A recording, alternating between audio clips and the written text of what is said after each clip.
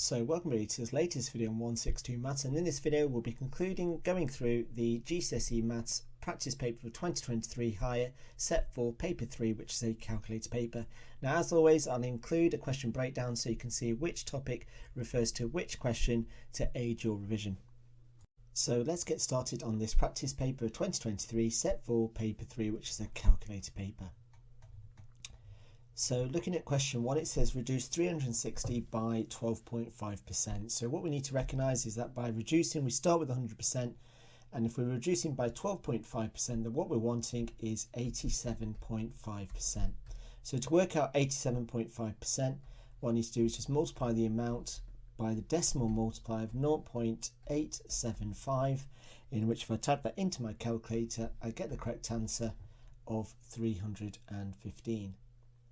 Then moving on to question 2, it says simplify. So all I need to do with indices here, and I've got brackets, is multiply the powers. So it's going to be 6 times 3, which is x to the power of 18. Moving on to question 3, it says the bearing of A from B is 225 degrees. Work out the bearing of A. So what it is we're actually wanting to work out is what this angle here is going to be. So to do this, what I need to do first is recognise that angles around a point add up to 360. So this angle here is going to be 360 minus 225, which gives me an angle of 135. Then I know that because I've got two north lines, that these two angles here are going to be supplementary or co-interior. So angle A is going to be 180 minus 135, which is 45 degrees. Now because I need to give it as a bearing, I need to give it as a 3-digit number, so therefore the correct answer is going to be 045. Then moving on to question 4, it says the diagram shows the results of a survey of 1,200 British motorists. The percentages in the survey are given to the nearest 1%. Work out the smallest possible number of motorists who thought electric cars were a good idea. So if it's been rounded to one decimal place, if I divide 1% by 2, I get 0.5%. So then to work out the upper and lower bound, it's going to be 63 plus or minus 0.5. Now the lower bound is going to be 62.5%. So then to work out the smallest possible percentage, where it's going to be 0.625 multiplied by 1,200, and that gives me an answer of 750. Moving on to question 5, it says the direct route between two airports A and B is 690 kilometers.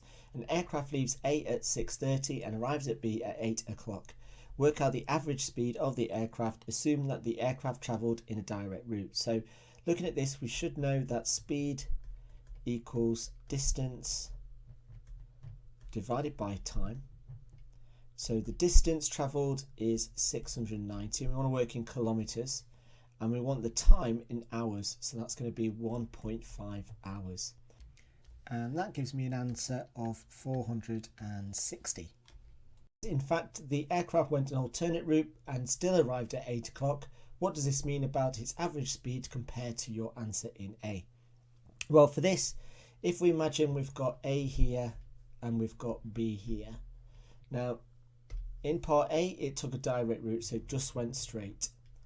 Now, in this part, it's actually going an alternate route, so an alternate route will automatically be longer, but it arrives at the same time. So in order for it to travel further and arrive at the same time, it must travel faster. So you want to write something along the lines of that it would have travelled further but taken the same time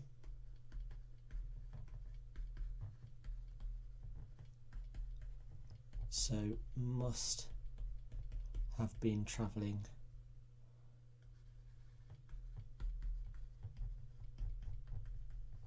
at a faster speed. So something along those lines would be absolutely fine. Then moving on to question 6, it says Oren writes 5 squared times 5 squared times 5 squared equals 5 to the power of 2 times 2 times 2, which equals 5 to the power 8. What is wrong with his method? Write the correct answer. Well, the issue that Owen has done is that he has multiplied when he should have added the powers. So that statement there would be worth 1 mark. And then for the second mark, we need to give the correct answer, and it's going to be 5 to the power of 2 plus 2 plus 2, which is 5 to the power of 6. Then for question 7, it says write these numbers in ascending order. So in ascending order, we want to go from smallest to the largest. So this number has already been written in ordinary forms. We then need to convert this middle number into ordinary form. So move the decimal point 2 places, so that becomes 982. And then this number here becomes 9810. So writing these, I can either write the numbers in ordinary form, or I could write it in the form that it's given to me in the question. So I tend to prefer to write it in the way that it's given to me in the question. So it's going to be 9.82 times 10 to the power 2, 9.81 times 10 to the power 3, and 9,812 rather. Then for question 8, it says solve the simultaneous equations. So here we're looking at the x's and y's. We've got the same number of x's and they're the same sign, so we take away the 2 equations. So 3x take away 3x is nothing. 2 minus minus 1 is positive 3. And 10 take away 13 is minus 3. So that means that y equals minus 1. Then if I pick one of the equations, I'm going to go for this one here.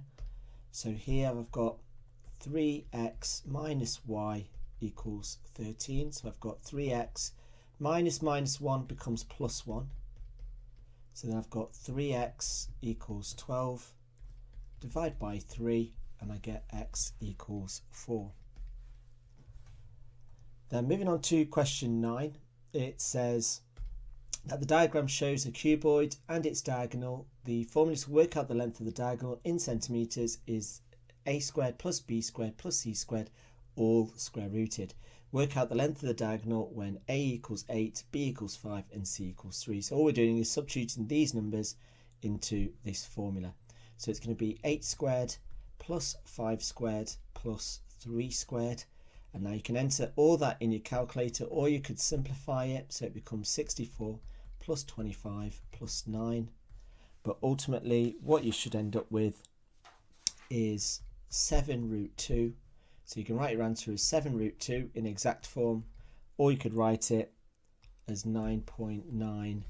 And if I just quickly write down all the values of what it is, then what we should end up with is 9.899494937. So I've rounded it up to 1 decimal place. The next question then says round your answer in part A to 2 significant figures. Now you may have already done this, but basically the correct answer should be 9.9. Then for part C, it says work out the length of the diagonal in terms of A. So here we know that A equals A, B equals 4A and C equals 8A. So if I just remind myself of the formula, well, the formula is A squared plus B squared plus C squared. So from this I've got A squared plus B, which is 4A squared, plus C, which is 8A squared, and that's all square rooted. Then simplifying that, I get A squared plus 16A squared plus 64A squared. So then collecting all the like terms under the square root, I get 81A squared. Now the square root of 81 is 9 and the square root of A squared is A, so my final answer is 9A. Then moving on to question 10, it says the diagram shows 2 circular arcs with centre O, and it says how much longer is the big arc from the small arc. So here the small arc is this here. Now it's a little bit dubious, this question, because they've got an arc over the 60, but this little orange arc is the small arc and this length here is the big arc. So don't worry about this one here, because that's just representing what the angle is going to be. So from this, what we need to do is know the formula for the length of an arc. So the arc length formula, which you need to remember, is theta over 360 times 2 pi r, or 2 pi times d. So looking at this, with the big arc, we've got a radius of 42 centimeters, and with the small arc, we've got a radius of 30 centimeters. So then working out the arc length of the big one, that's going to be 60 over 360 multiplied by 2 multiplied by pi multiplied by 42. And if I type that into my calculator, I get 14 pi. Then with the small arc, let me just write that again. So we've got small arc, that's going to be 60 over 360 multiplied by 2 multiplied by pi, but this time multiplied by 30. Type that into my calculator and I get an answer of 10 pi. So then the difference is going to be 14 pi minus 10 pi, which is 4 pi, and I could write that as a decimal, so it's going to be 12.566 or 12.6 centimeters, and that's to 1 decimal place. Then moving on to question 11, it says, after landing, an aircraft is delayed in reaching its parking stand. The aircraft uses 15 kilograms of fuel for each minute of a delay. 1 litre of fuel is 0.8 kilograms and fuel costs 92 pence per litre, which is ridiculously cheap at this moment in time. Now work out the cost of a delay of 12 minutes. So first things first, what we need to do is we need to work out, well, how many kilograms, what's the weight of the fuel is going to be. So the amount of fuel is going to be 15 times the time, which is 12 minutes, and that gives me an answer of 180 kilograms. I then need to work out the amount in litres. So for this I'm going to do 180 and I'm going to divide it by 0.8, and that comes up to a total of 225 litres. Now the cost of that is 92 pence, so then the cost is going to be 225 multiplied by 0.92, because I want the answer in pounds, and that comes up to an answer of 207 pounds. Then moving on to question 12, it says rearrange the formula. So what we want to do is want to make S the subject. So first things first, what I do is I get rid of the u squared and take it to the other side, so I end up with v squared minus u squared equals 2as. Now rather than taking things individually, I want to get rid of this 2a. What's the 2a doing? It's multiplying.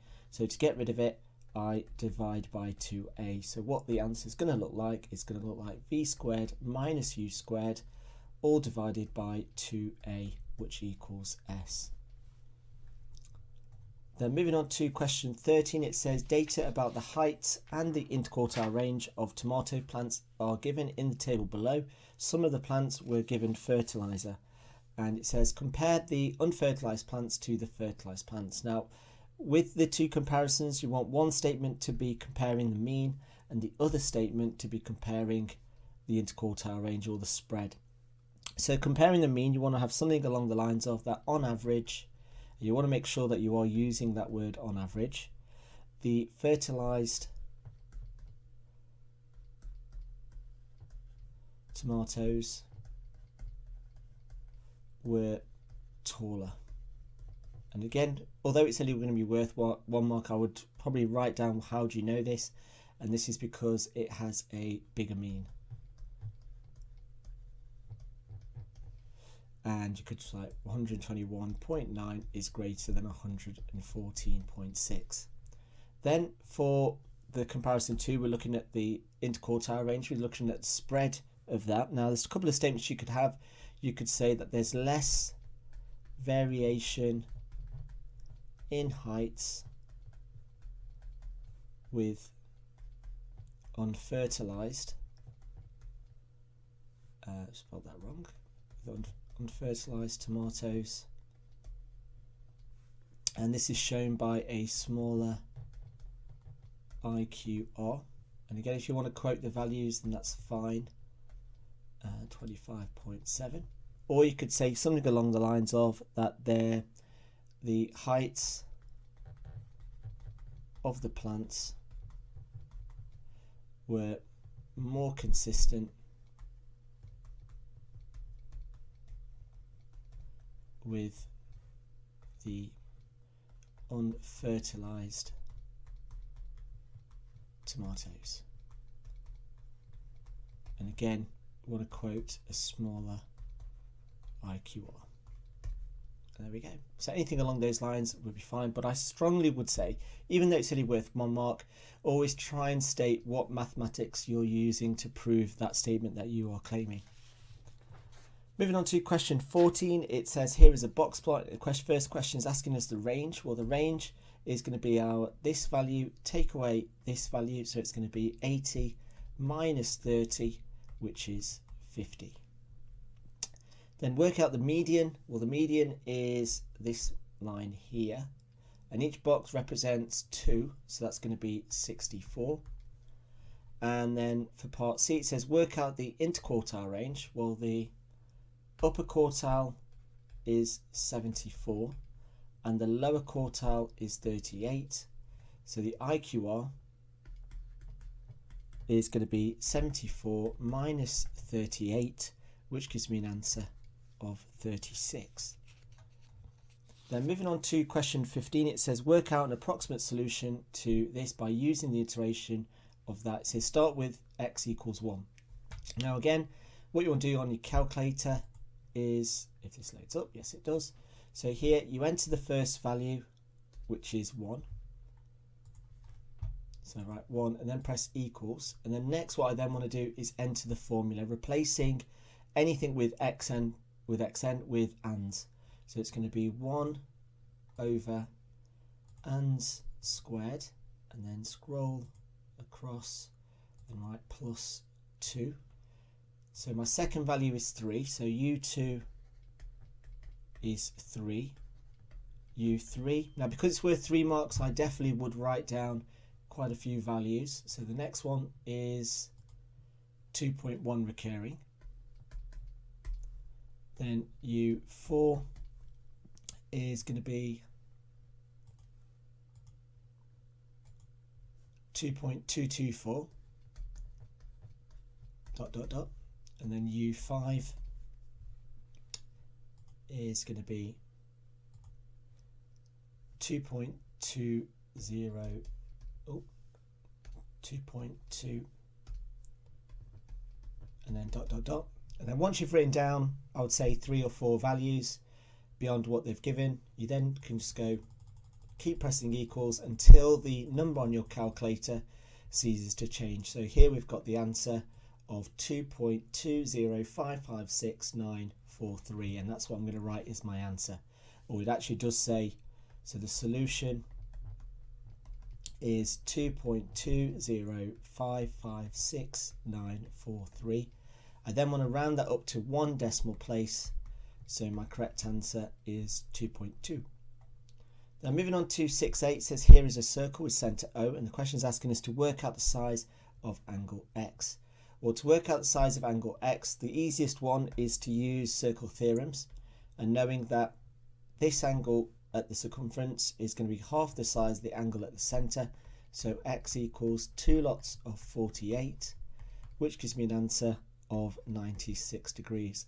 On to question 16b, it says that M, N and S are points on circle 1, O is the centre of circle 1, RST is a tangent to circle 1, and circle 2 passes through SM and O. And the question is asking, prove that SM is not the diameter of circle 2. So here for this, what we need to do is state a fact. So if SM is the diameter, even though we know that it's not, then the angle MOS is going to equal 90 degrees, because looking at this length here, and if I just draw a point here, that the rule of a semicircle is that the angle opposite the diameter is 90 degrees. So we want to see if this angle here is 90 degrees. So let me get rid of that for starters. So first things first, I know that looking at this triangle here and knowing that RST is the tangent, that this angle here is going to be 52 because of the alternate segment theorem. Then, as you can see, I've got an arrowhead, so this angle here is going to be 2 times 52, which is 104, and that is again the arrowhead. Now it doesn't ask me for me to explain my answer, or it does actually give reason for your answer. So again, I could say that angles at the centre is twice the size of the, I should say, subtended. So angle subtended at the centre is twice the size of the angle subtended at the circumference. So this angle there is 104. So as MOS equals 104 degrees and not 90 degrees, SM is not the diameter. So something along those lines would be absolutely fine. Then moving on to question 17, it says the density of steel is between 7,750 kilograms per cubic meter and 8,050 kilograms per cubic meter. 1,000 kilograms meter cubed is equal to 1 gram per centimeter cubed. A solid metal object has a volume of 1,430 centimeter cubed and a mass of 9.6 kilograms. Is it possible that is made of steel? So what we need to do is to work out what this question is asking, is to work out the density of this metal object. Now, density is equal to mass over volume. Now, this is one way you don't actually need to do this, but what we need to do is we've got a mixture of units. So what I need to do is I need to work out the density of this metal object preferably in kilograms per cubic meter. So looking at this, we can see that the density is going to be equal to, now looking at the units we've got, is we've got 1430 centimetre, which is the volume, which I've done the wrong way, so let's do the mass first. So it's going to be 9.6 kilograms over 1430 centimetre cubed. So what I need to do is I need to convert those two units into kilograms and meter cubed. Now the weight is already in kilograms, so that's going to be absolutely fine, so I can write 9.6. But what I need to do is to convert cubic centimetres into cubic metres. Now one way of doing this is to try and think of, just imagine you've got a cuboid. It doesn't matter what the size of that cuboid is.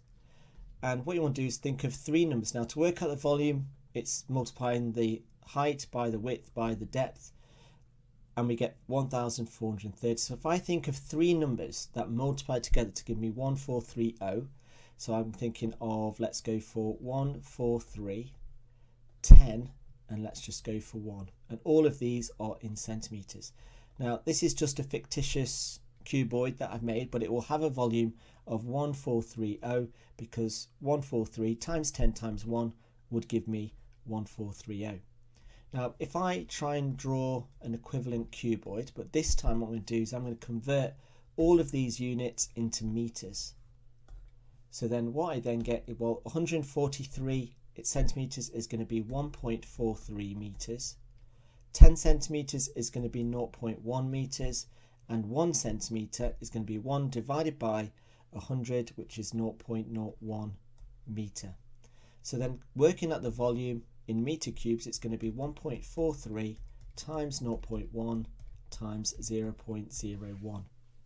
So here what I've then got is 1.43 times 0.1 times 0.001, or 01 rather, and I get an answer of 1.43 times 10 to the power of minus 3. Now alternately, what you could have done is gone from centimetre to metre. So to get from that to that, I divide by 100. So then going from centimetre squared to metre cubed, I've got to divide by 10,000, and then centimetre cubed to metre, sorry, that should be metre squared to metre cubed, is therefore going to be dividing this by 100, so it's going to be divided by 1.100, so that's into centimetres, another zeros into metre squared, and another 2 zeros gives me metre cubed. So then from this I can then do 1430 divided by, and it's going to be divided by a million, in which I still get the same answer of 1.43 times 10 to the power of 3. So then typing this into my calculator, oh, don't know why I've just crossed that off, I was meant to highlight it. So then typing this calculation into my calculator, I get, and I'm running out of space on the screen, so I've got 9.6 divided by 1.43 times 10 to the power of minus 3, and I get an answer of 6713.28, and that's in kilograms per metre cubed. So then what I've then got to do is to compare this number to this range, and as you can see it's definitely outside of that range, so the box I need to tick is that it's definitely not steel, and the reason for it is because 6713 is less than the lower limit of 7,750. Moving on to question 18, it says that a notebook is 3 times the cost of a pencil. 12 notebooks and 16 pencils cost £43.16. Work out the cost of one notebook. So if I start by saying that a pencil costs X pounds, then a notebook is 3 times more expensive, so that's going to be 3x. Then using this notation or this information here, I know that 12 notebooks, so 12 lots of 3x, plus 16 lots of x, it comes up to a total of £43.16. So then if I add up all of those x's, I get 36x plus 16x equals 4316. So then that gives me 52x equals £43.16. So 1x equals 0.83. So one pencil costs 83 pence. So then to work out the notebook price, well, that's going to be 3 times 0.83, which comes up to an answer of £2.49. Then moving on to question 19, it says the diagram shows an empty container of height 38 centimeters, and a container consists of a cylinder and a frustrum of a cone. Water is added to the container at a constant rate of 13 seconds. The sketch graph shows the depth of the water as the container fills. The graph is a curve for the first 4 seconds and then a straight line for the next 9 seconds. So here is our graph. And the question is asking us to work out the height of the cylinder. Well, looking at this particular shape, that it's going to fill in the frustrum first and then the cylinder. So the cylinder is going to be 38 take away 21. So if I then do 38 take away 21, and that equals 17, so the correct answer is going to be my first option. The next question then says work out the rate of increase of the depth of water between 4 seconds and 13 seconds and state the units of your answer. So what we need to do for 19b is to work out the gradient of this line here. So 13b is work out the gradient of the straight line. So to work out the gradient, I turn it into a triangle, and it's going to be the height, which is 17, and the time, which is 13 take away 4, which is 9. The units are, well, the height is measured in centimetres, this is measured in seconds. So then the gradient is going to be 17 divided by 9, and I can either leave it as a fraction in which my units are going to be centimetre per second, or I could write it as a decimal, so it's going to be 1.8 recurring, and that's in centimetres per second, or you could write 1.8 centimetre per second to the minus 1. Any of those would be fine. Then moving on to question 20, it says that Amy drew a histogram to show the time taken to complete a task, and the question is asking us to give one reason why it is misleading. So a couple of things in which you could say as to why it's potentially misleading. I would say the most common one in terms of part A is going to be the fact that the axis is broken. So we've got a broken axis in terms of the frequency density. Now, something along the other lines of that the height is not comparable to the proportion, because obviously we're missing part of the graph. You could also say that the scale is not continuous from 0, and so again, these are all viable answers that you could give for that single mark. So then moving on to question 20b, it says here is a histogram showing the times taken to complete another task. And the question is asking us to estimate the percentage of people who took less than 30. Now, though it says estimate, what we need to do is do a mathematical calculation to help us estimate that a little bit more accurately. So before we get started, what we need to do is we need to work out what the total frequency is going to be. So the total frequency is the total area of all bars. So if I just label these bars A, let's not use purple because it's not coming up great. So let's go for A, B, C, and D. That the area of A is going to be the frequency density multiplied by the time. So that's going to be 40 times 10, which is 400. Then I work out the area of bar B, which is 25 times 10, which is 250. I then work out area C, which is 45 take away 25, which is 20, so it's going to be 20 times 20, which is 400. And then area D, which is 10 times 5, which is 50. So if I add the total area up, I get an answer of 1,100. So then what I then need to do is then work out how many were less than 30. So if I draw a line at 30, then what I want to do is I want to work out the area of this, the area of this, and the area of this. So the first bar, if I just label this as 1, 2, and 3, then area of 1 I've already worked out, that's 400. Plus the area of B, which again I've already worked out is being 250. And then the frequency of number 3, well, that's going to be 5 times 20, so 20 times 5. And if I work out all of that, I get an answer of 750. So then to work out the percentage, and let me use colour I've not used. So then if I just scroll down, so then the percentage of less than 30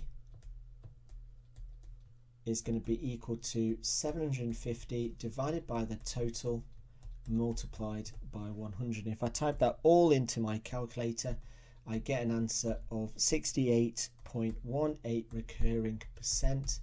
And if I round that up, although it doesn't tell me, I'm just going to round it up to 68.2%, and that's to 1 decimal place. Then moving on to question 21, it says the diagram shows a rectangle split into 3 triangles. The total shaded area is 8.5 centimeters square. Work out the value of x. So first things first, to work out the shaded area, it's going to be the area of the rectangle minus the area of the triangle. Now the area of the rectangle is 3x multiplied by 2x plus 3, and the area of a triangle using base times height is going to be 3x multiplied by the base, which is 2x plus 3, all divided by 2. Now what that then becomes, because obviously the unshaded triangle is half the area of the rectangle, then the shaded area is basically going to be 3x, 2x plus 3 divided by 2. Now the question tells me that this shaded area is 8.5, so then what I then get is that 3x, 2x plus 3 all divided by 2 equals 8.5. Now if I take the 2 over, I end up with 3x, 2x plus 3 equals 17. Expand the brackets and I get 6x squared plus 9x equals 17, and then I end up with 6x squared plus 9x minus 17 because it looks like a quadratic, and I get this quadratic equation once I made it equal to 0. Now because the question says give your answer to 1 decimal place, I'm going to go straight into using the quadratic formula and just assume that it doesn't factorize. Now again, before you do that, what you want to do is make sure that there isn't a common factor to make the numbers smaller, but there isn't, so I'm going to proceed. So I've got c equals minus 17. Then now again, some calculators have got the quadratic formula already programmed, but try and show that you have substituted these numbers into the quadratic formula. So it's going to be minus 9 plus minus 9 squared minus, and I always like to put a bracket around the 4ac, so 4 times 6 times minus 17, not 77, so let me just make that a little bit neater, minus 17, and that's all square rooted, all divided by 2 times a, which is 6. Now if I type that into my calculator, then I get 2 x values of, one is 1.09277, and the other value is minus 2.59277.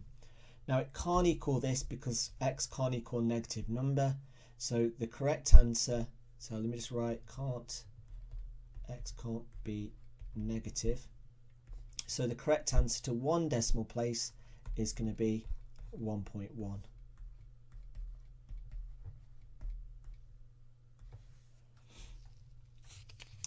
The next question then says this 3D diagram represents a piece of wood. The horizontal base ABC is a right angle triangle, CT is vertical, angle ACB is 42, BC is 15.1 and CT is 12.8, and all of those are labelled on the diagram. And the question is asking us to work out the size of angle AT and the horizontal base. So AT is this line here, and the question, what it's asking me is to work out what this angle here is going to be. Now to work out, as you can see, I've got quite a lot of few right angle triangles. So I've got this right angle triangle of TCA, and CBA is also right angle triangle. ABC rather is a right angle triangle. So first things first, what I need to do is I need to work out what this length here is going to be, which I'm just going to call x. Now to do that, what I need is I'm going to use the triangle ABC. So if I just take that triangle out, that this is A, this is B, and this is C. I know that this angle here is 42, and I know the hypotenuse is 15.1, and this side here is x. So using SOHCAHTOA trig, what I've then got is this is hypotenuse, this is the adjacent, so I'm going to be using cos. So I've got cos 42 equals the adjacent, which is x, over the hypotenuse, which is 15.1.